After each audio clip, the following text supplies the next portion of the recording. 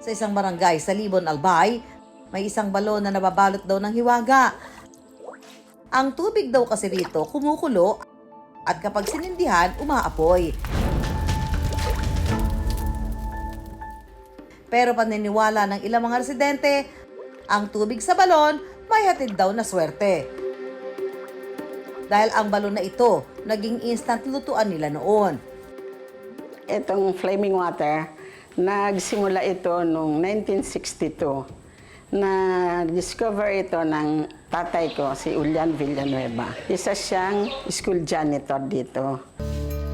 Kwento raw ng kanyang ama, noong mga panahong yon, naglilinis daw ito sa lugar kung saan may hindi natapos gawin na tubo ng tubig sa loob ng eskwelahan. Naghugas pa nga raw ito roon ng kamay. At na maisipang manigarilyo, nagsindi ito gamit ang posporo. Ang posporong ginamit, itinapon sa tubig. At laking gulat nito nang bigla na lamang itong umapoy. Nabigla siya dahil umapoy yung tubig. Sinubukan niya na lagyan ng lata. Binutas-butasan niya yung lata hanggang sa continue yung apoy. Ginawa niya ng malaking lutuan. Hanggang sa lahat ng mga kapitbahay namin dito na ng mga nagluluto.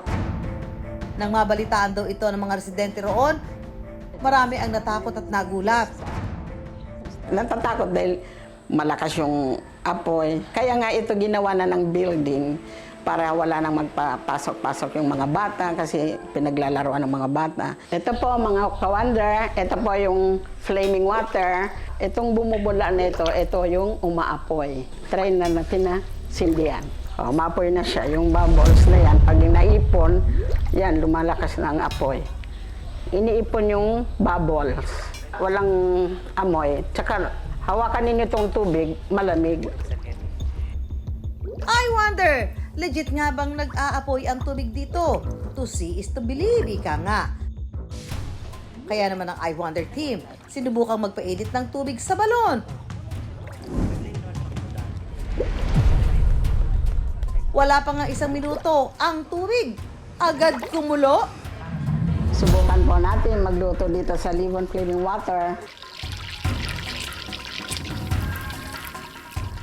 Ito na po mga ka-wonders yung naluto namin dito sa Flaming Water. Wonderful! Hindi na kailangan ng kalan dahil ang itlog pwede nang gamiting pangsilog.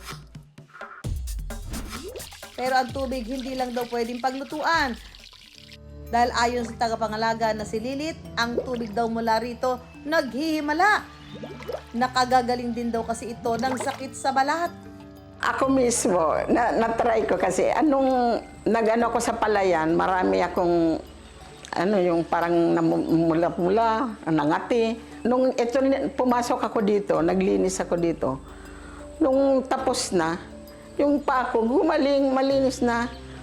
Nawala yung mga kati-kati, gumaling dito sa tubig na ito. Dahil sa di umano'y swerteng dala ng tubig at apoy sa balon, si Lilith patuloy ang pangangalaga rito. Bit-bit ang paniniwala na balang araw, mapapakinabangan nila ang swerteng hatid ng flaming water. Kamakailan lang din, sa bayan pa rin ng Libon, Albay, spotted din ang poso na bukod sa tubig, mistulang dragon na bumubuga ng apoy. Ay, magkasusulo na yun eh. Oh, ayun. Parang suplete. No. Ang insidenteng ito, ikinagulat din ng mga residente ng Barangay Buga.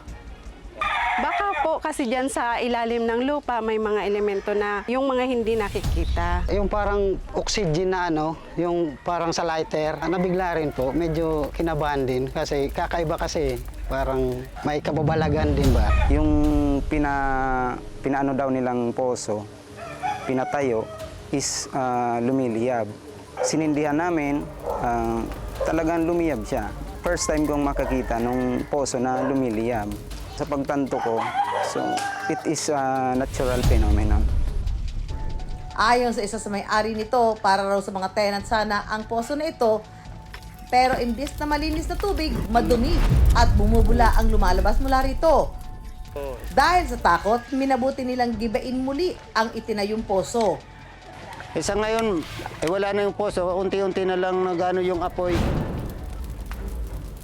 I wonder, ang tubig at apoy mula sa balon at poso. May swerte nga ba talagang hatid sa mga residente rito? Ano nga ba ang bumabalot na misteryo sa tubig ng Libon? Ayon sa Chief Geologist na si Arlene Dayaw, walang dapat ikabahala ang mga mamamayan ng Libon. Wala itong halong magic o di kaya'y kakaibang elemento.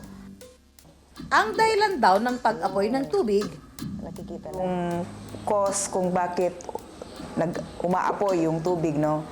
Kasi yung tubig na lumalabas, yung bumubula actually na yan, that's gas containing methane. ang methane ay isang uri ng natural gas. Matatagpuan ito sa LPG o gasol na kadalasang ginagamit sa pagluluto. Nanggagaling yan doon sa mga nabubulok na mga halaman, mga living organisms, tapos nababury siya. And then, because of burial, pag makapal na yung naka-cover na lupa doon sa layer kung saan may mga naipon na mga nabulok na halaman, mag-ano siya, kukonvert yung organic material mo into methane, no? Posibleng nakaaapekto rin daw ang lalim ng pagbungkal ng mga residente sa lupa. Kaya ang nakuha nilang tubig ay mayroong natural gas. Didrill sila ng tubig, no? Pagdating ng layer ng 30 meters deep, may layer doon ng lupa na merong mga mataas ang organic content na later on na-convert na siya sa natural gas, specifically yung methane.